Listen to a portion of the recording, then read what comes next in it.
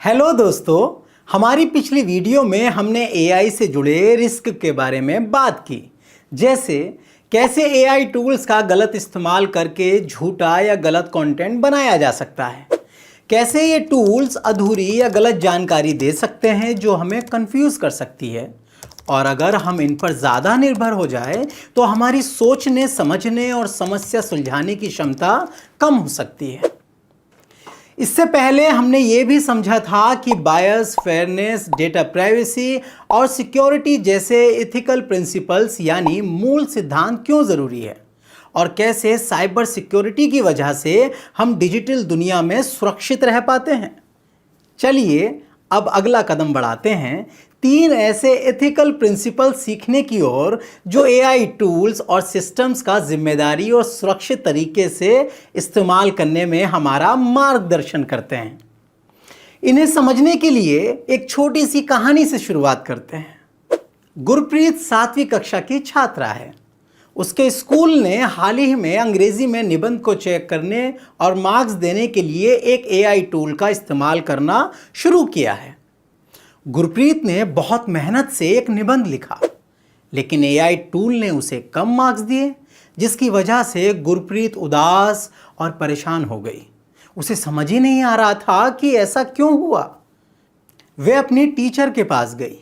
Teacher ने उसकी बात ध्यान से सुनी और फिर स्कूल से कहा कि एआई टूल के ग्रेडिंग सिस्टम की जांच होनी चाहिए।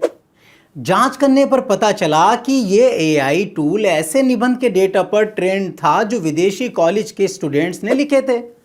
यानी इस एआई टूल ने जो पैटर्न सीखे थे, जैसे लिखने का तरीका और शब्दों का प्रयोग, वे कॉलेज लेवल के निबंध के उदाहरणों से सीखे थे। यही वजह थी कि इस एआई टूल ने स्कूल स्टूडेंट्स के काम की कॉलेज स्टूडेंट्स से तुलना करके गलत तरीके से ग्रेडिंग की। ये उदाहरण दर्शाता है कि कभी कभी एआई टूल्स और सिस्टम्स के नतीजे गलत या अनफेयर हो सकते हैं, और ये सिर्फ शिक्षा में ही नहीं बल्कि स्वास्थ्य और खेती जैसे क्षेत्रों में भी हो सकता है। उदाहरण के लिए ऐसा हो सकता है कि कोई एआई टूल किसी पेशेंट को गलत इलाज का सुझाव दे, या किसी किसान को खेतों को पानी देने का गलत समय बता दे। अगर बार बार ऐसा होता रहा तो लोग एआई टूल्स पर से भरोसा खो सकते हैं। इसलिए हमें 3 एथिकल प्रिंसिपल्स को समझना ज़रूरी है जो हमें एआई टूल्स और सिस्टम्स को सुरक्षित और फेयर तरीके से विकसित और उपयोग करने के बारे में गाइड करते हैं।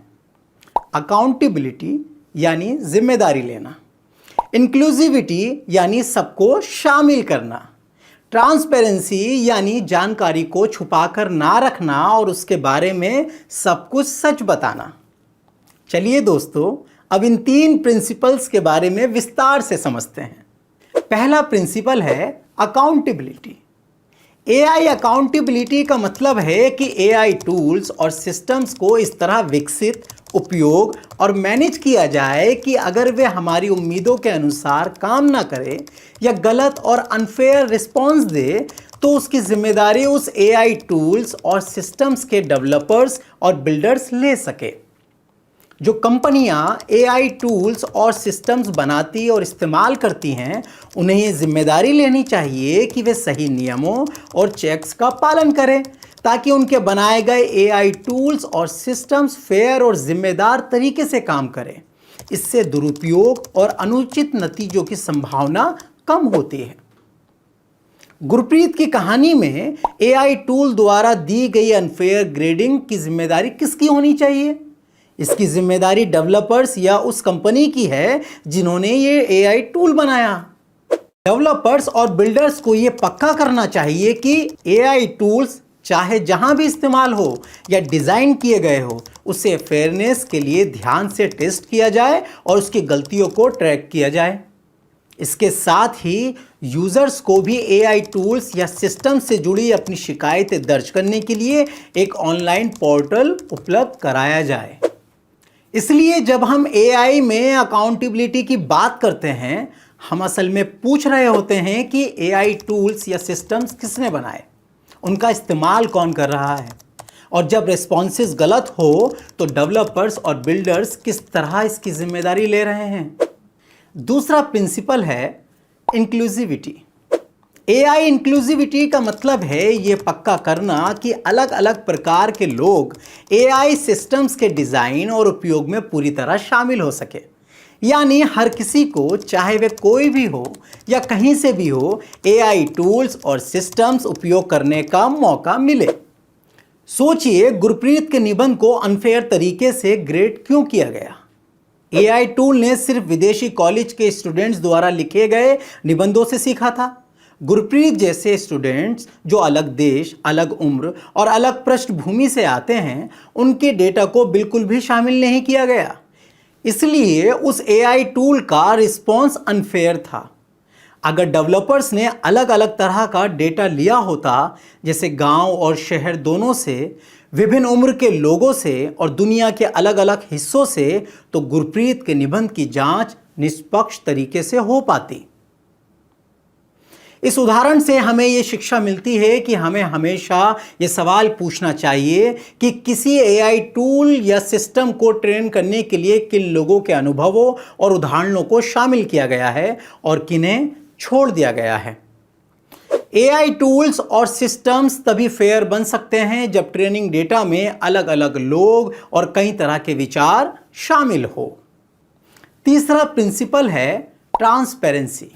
ट्रांसपेरेंसी का मतलब है कि एआई सिस्टम्स या टूल्स के बारे में क्लियर और सही जानकारी शेयर करना। यूजर्स को ये मालूम होना चाहिए कि एआई टूल्स या सिस्टम असल में क्या कर रहे हैं, इन्हें किस तरह के डेटा पर ट्रेन किया गया है, ये उस डेटा को कैसे इस्तेमाल कर रहे हैं ताकि अलग अलग टास्क कर सके, और कौन से ऐसे टास्क हैं जो ये नहीं कर सकते हैं। ट्रांसपेरेंसी का मतलब ये भी है कि एआई टूल्स और सिस्टम्स इस्तेमाल करने वाले लोग उनके रिस्पॉन्सेस को समझ सके और चेक कर सके।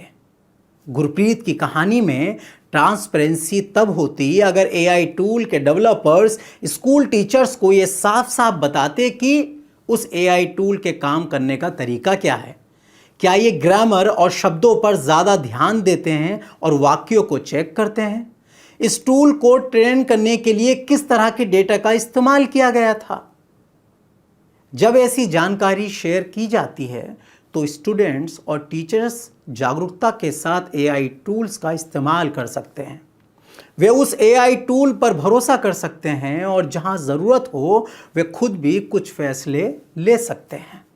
तो ट्रांसपेरेंसी का मतलब है ये पूछना कि एआई टूल्स या सिस्टम्स क्या करते हैं, उन्हें किस डेटा पर ट्रेन किया गया है, ये उस डेटा का इस्तेमाल किस तरह कर रहे हैं और कौन से काम ऐसे हैं जो ये नहीं कर सकते हैं।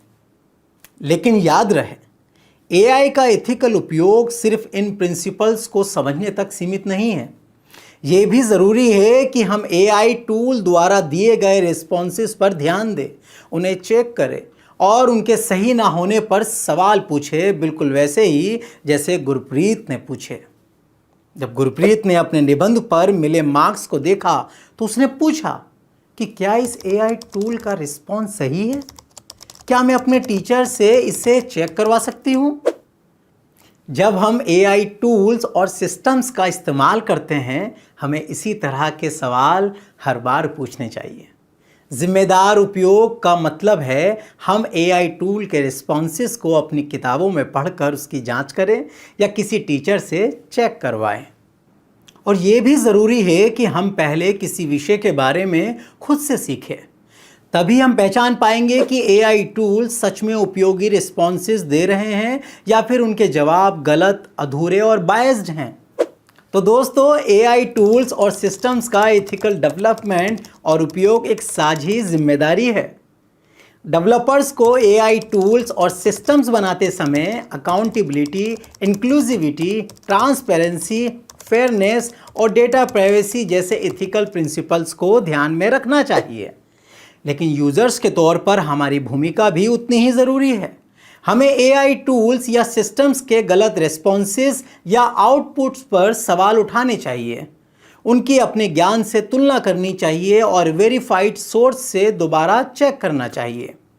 ऐसा करने से एआई टूल्स और सिस्टम्स हमारे पढ़ने और सीखने के सफ़र में हमारे साथी बन सकते हैं। दोस्तों, जब आपने ये ज़रूरी एथिकल प्रिंसिपल सीख लिए हैं तो ज़रा सोचिए, अगर आप आज किसी AI पावर्ड ऐप का इस्तेमाल करें तो कैसे चेक करेंगे कि वे ऐप अकाउंटेबल, इंक्लूसिव और ट्रांसपेरेंट है? आप कौन से सवाल पूछेंगे और किस तरह की रिसर्च करेंगे? आप इस बारे में सोचिए। तब तक मैं चलता हूं हमारी अगली वीडियो की तैयारी करने। Bye bye.